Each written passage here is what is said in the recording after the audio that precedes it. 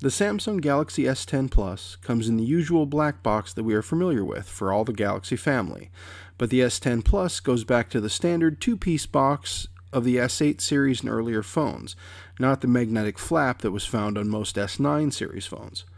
Once you open the box, you have the phone sitting right on top with a pull tab attached to easily lift it off the packaging.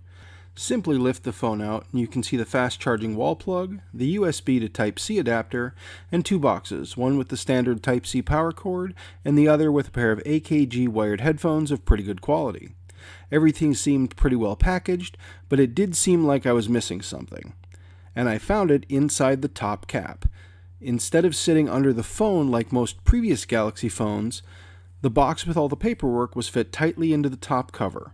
The box contained the SIM tray pin, all the usual paperwork like the warranty info, how to create a Samsung account, a quick reference guide, and now it also includes a notice that there's a screen protector already installed on the phone and what to look for if you're looking for a third-party screen protector. Looking at the back of the phone, there's a temporary protection film which peels off easily. At the bottom we can see the speaker, charging port, and headphone jack. Moving up, we see the 16 megapixel 5-lens camera, and on the very top is the SIM and SD card tray.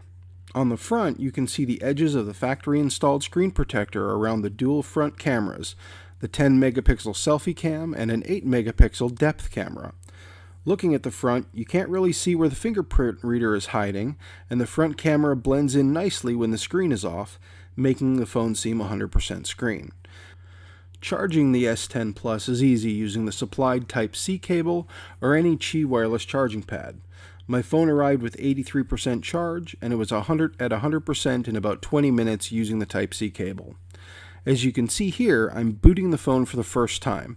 It took about 50 seconds to get to the Let's Begin screen, so I've sped that up about 2 times. A normal reboot, without a software install, is about 10 seconds or so.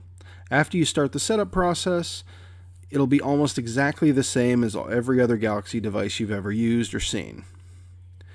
Setting up the fingerprint and face recognition is simple. The process took about a minute. I sped this up about 2 times again.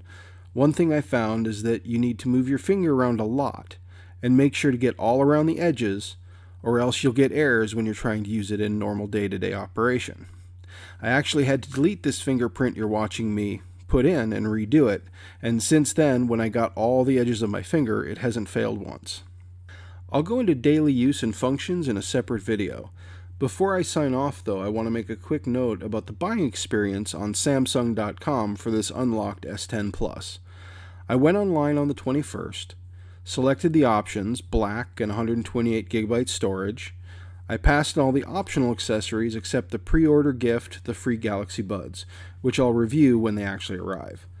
I opted to trade my S9 Plus I currently have and got an instant $550 off, so out the door and with no carrier bloatware it cost less than half the retail price. Due in stores on the 8th, my device was on a FedEx truck on the 3rd, sat for 2 days before arriving on the 6th. If you're looking to avoid carrier bloatware apps on your device, I would absolutely recommend getting the unlocked version, and you can do it with monthly payments as long as you have decent credit from Samsung.com.